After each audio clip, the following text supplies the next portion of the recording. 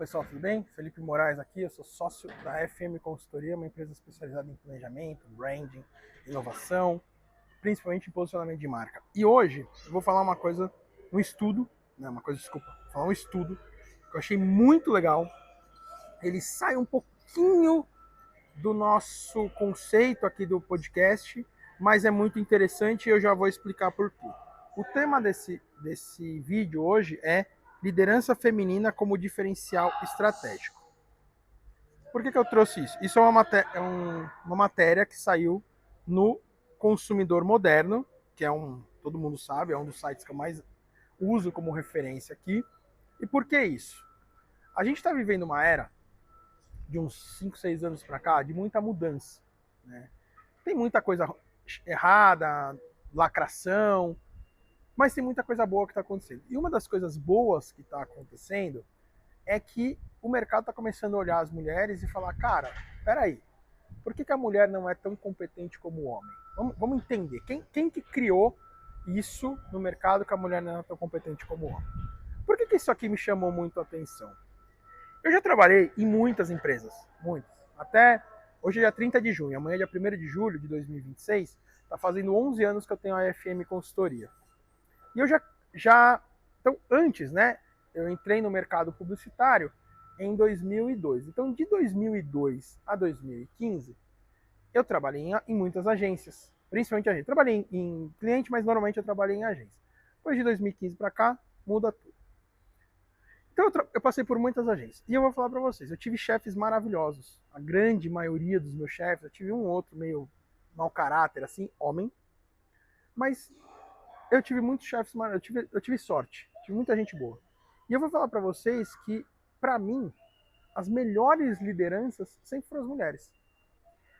Então, eu vou correr o risco aqui de esquecer alguma, mas eu quero fazer uma menção para as que mais eu tive carinho, tenho até hoje, as que eu mais aprendi, as que foram mais parceiras. Então eu vou falar da Cristiane Lindner, em 2006, na Brasil. Hoje a Cris está morando em Florianópolis. A Cris é um gênio. Nossa, aquela menina no bom sentido, tá? Dá raiva. Porque você vai conversar com ela, ela é muito gênio. Você nunca consegue chegar perto do pensamento dela. Amo ela. A Cris. E em 2008 eu trabalhei na Nelgama com a Ivone Moraes. Não é minha parente, infelizmente, porque, nossa, eu ia adorar ter uma prima igual ela. Inteligentíssima também. Então foram duas das mulheres assim que eu trabalhei que tenho menção honrosa. Eu gostei muito de trabalhar na época da Brasil também. Tinha a Karen e a Vivica, que eram do atendimento, não eram minhas chefes direto. Então a gente trabalhou bem legal. Teve na Yesh, né? A Luciana Hauser, na Yesh, que a Lu conheço a Lu há um bom tempo de mercado já, e a gente teve a oportunidade, e é uma pessoa assim, super parceira. Então são algumas das mulheres. Então isso me chamou muito a atenção. E eu venho vendo esse mercado, né, esse movimento, né, de mulheres na liderança. Inclusive eu fiz aqui um podcast, vocês podem procurar aqui no histórico do canal, de uma entrevista da Juliana Pereira, que era a gerente de marketing da Montblanc e foi alçada a CEO da Montblanc no Brasil.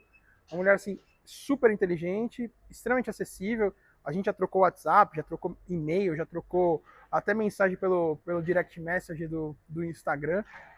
Fantástica e muito, muito inteligente. Então são pessoas assim que são legais. Depois você tem aí no mercado queridíssima Marta Gabriel, a Daniela Cachiche também da Ambev, que infelizmente só tive uma vez uma conversa com a Daniela num evento e foi bem rápido, que ela desceu do palco, a gente conversou lá 5 minutos, se muito, mas é inteligentíssima. Então assim, e a Daniela é, né, presidente de uma unidade de negócios da Ambev, ou seja, uma liderança, né? Você vê o Boticário, várias pessoas do Boticário, várias cadeiras do Boticário, né, desculpem, várias cadeiras do Boticário são ocupadas por mulheres. Então eu trouxe aqui esse estudo e agora eu vou falar um pouco aqui desse estudo. Até porque, só para encerrar, eu estou lançando, né, aqui no Morumbi vai ser o lançamento, inclusive uma das reuniões que eu vim fazer é sobre isso. Eu vou lançar aqui uma marca chamada Primeiro as Damas, que é uma marca que veio daqui, ó, das arquibancadas para as ruas. Depois, mais à frente, eu conto sobre isso. Vamos lá, pesquisa. As mulheres estão conquistando seu merecido espaço de liderança. Falamos agora sobre isso. As mulheres ocupam 38% dos cargos de liderança no Brasil. Já está acima da média global. A meta é chegar a 50-50? Acredito que sim. Muitas empresas já estão 50-50.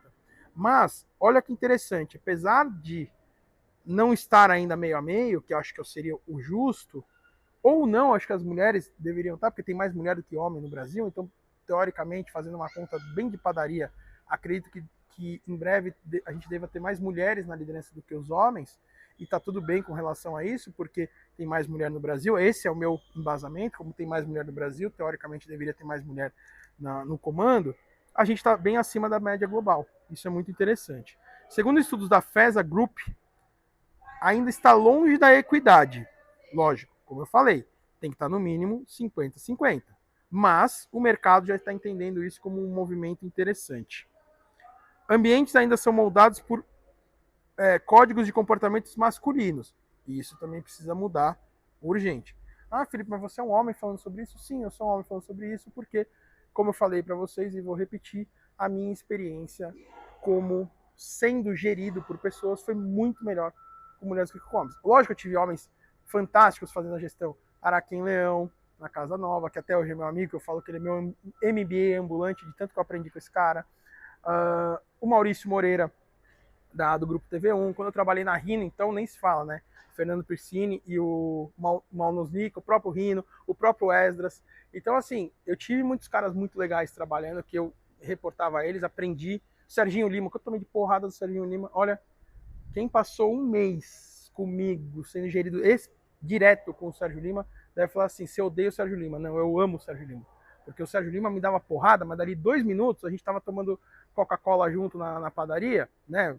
O jeito não era bem assim, mas só para vocês entenderem, porque não tinha nada pessoal, era porrada e eu aprendi muito. Inclusive hoje, é engraçado, quando eu tô lendo alguma coisa que eu falo, eu tenho que me concentrar, na hora vem na imagem o Serginho.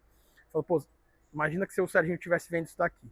Né? E é um cara que eu tenho o maior carinho, o maior respeito. O Valtinho também, que eu trabalhei com eles na S8, né? Também foi um baita de um gestor. Na própria S8 eu tive a Adriana Cury, que não era minha gestora direta, a Adriana não era minha chefe direta, era meio que minha dupla, porque eu era o diretor de planejamento e ela era a diretora de criação. E, nossa, o que eu aprendi com essa mulher também foi absurdo. Então é muito legal. E a Adriana chegou à liderança. A Adriana chegou a presidente de criação da Macan, a Adriana chegou a diretora da Ogilvy, diretora-geral da Ogilvy. Então ela também foi uma mulher que chegou na liderança e hoje ela tem uma consultoria, o que é meio óbvio que ela vai ser a liderança da empresa, porque a empresa, até onde eu sei, só tá ela, se bem que eu acho que ela assumiu a diretoria de marketing de alguma empresa. Se eu não me engano, a última vez que eu vi, faz tempo que a gente nos fala.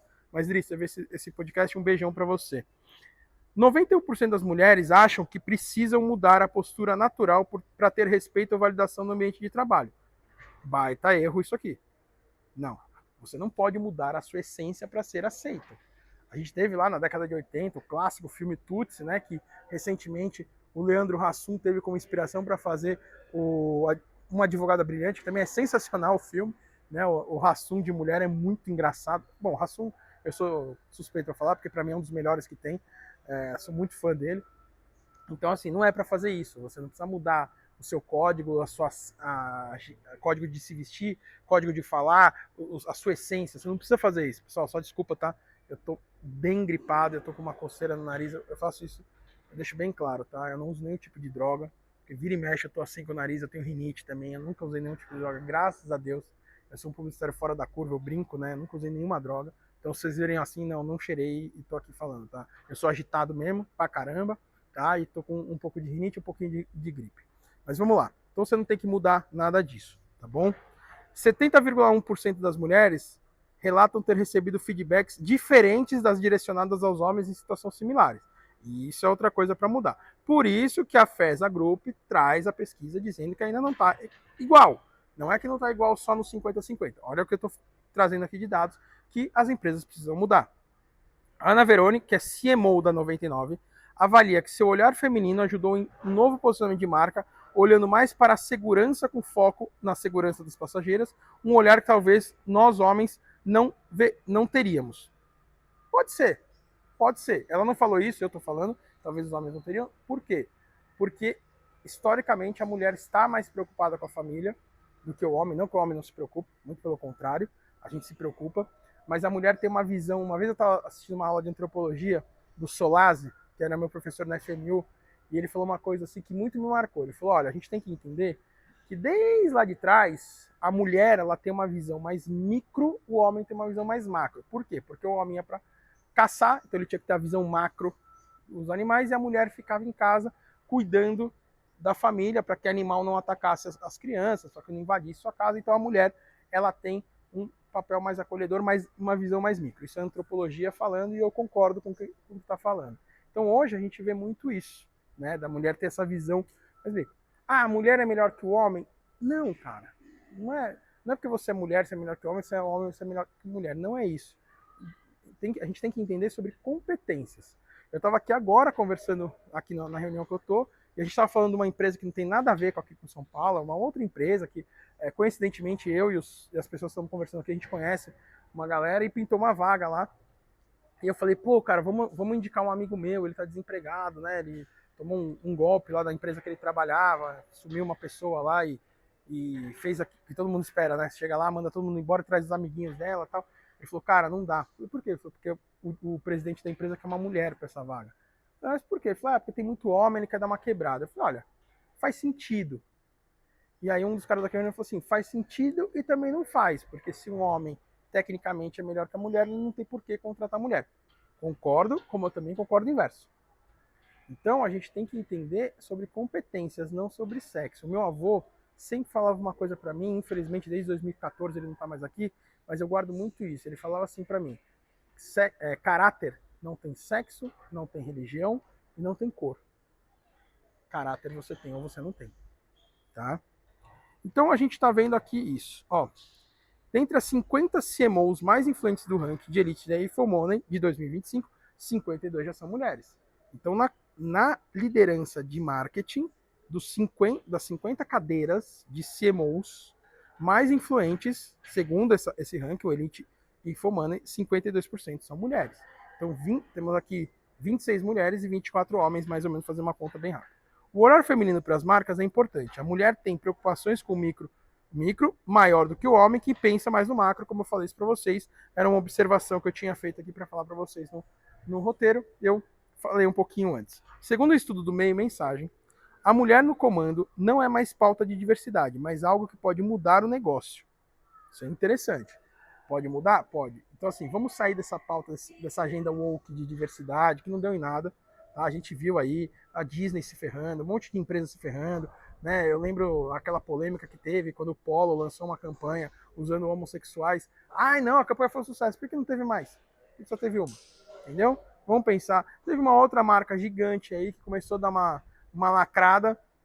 E aí eu e minha irmã também é do mercado publicitário, eu e minha irmã a gente conhece uma pessoa que trabalha nessa marca, uma pessoa de liderança. Essa marca era uma marca grande e ela virou e falou assim, eu acho que deu algum problema, dá uma olhada. Tinha muita vaga de marketing para essa empresa, mas muita vaga. Tô falando assim, ó, umas 40, 50 vagas de marketing. Eles trocaram o marketing inteiro, tá? E parou a alocação. Então, fica aí. Então vamos lá. Ó, em 2007, infelizmente, eu perdi minha prima Ana Paula. Vou contar essa história para vocês. A Paula chegou a um altíssimo cargo na gigante Gerdau. Ela era o grande orgulho da nossa família. A Paula foi uma das mulheres mais inteligentes que eu conheci na minha vida. A mulher próxima a mim mais inteligente, né? Minha mãe é inteligentíssima, minha tia, minhas primas, mas a Paula era muito fora da curva. E ela chegou num cargo.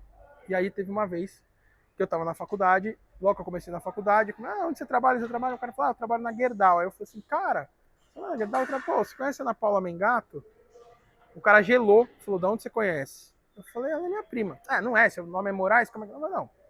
Aí, a mãe dela, né, infelizmente o ano passado eu perdi, que era a minha segunda mãe, a mãe dela, a Ivani, era casada com o pai dela, obviamente a irmã dela é irmã do meu pai, e o sobrenome é do pai dela, né?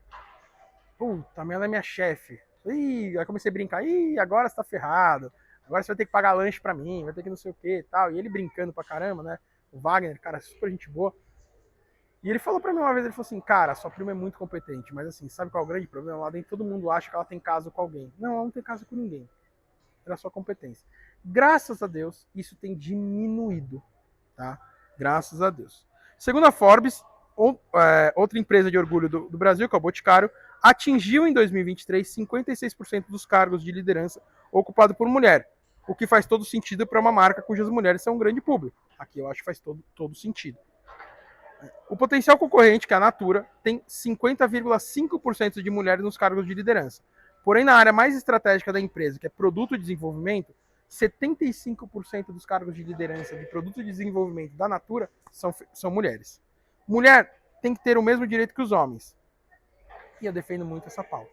Então, o que eu queria passar para vocês aqui é uma pauta um pouquinho diferente do que a gente está vendo aqui do podcast, sobre brand, sobre inovação, mas é uma pauta que faz muito sentido, porque está na hora, já passou da hora, na verdade não está na hora, já passou da hora disso.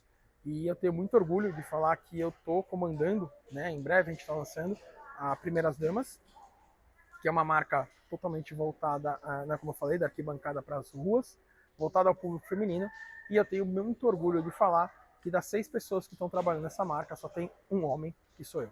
O resto são as mulheres. E sabe o que eu ouço delas? Eu pego a pauta e provoco pra caramba.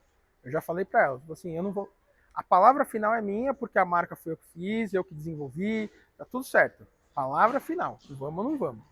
Mas eu quero ouvir vocês. E a todo momento eu falo, meninas, a gente tem um grupo. Meninas, eu tive essa ideia, pá, vem. Não, faz assim, se for assim, não, olha essa referência. É o que eu sempre falo, a palavra final é minha, porém, com um bom embasamento, eu mudo de opinião rapidinho. Valeu, pessoal.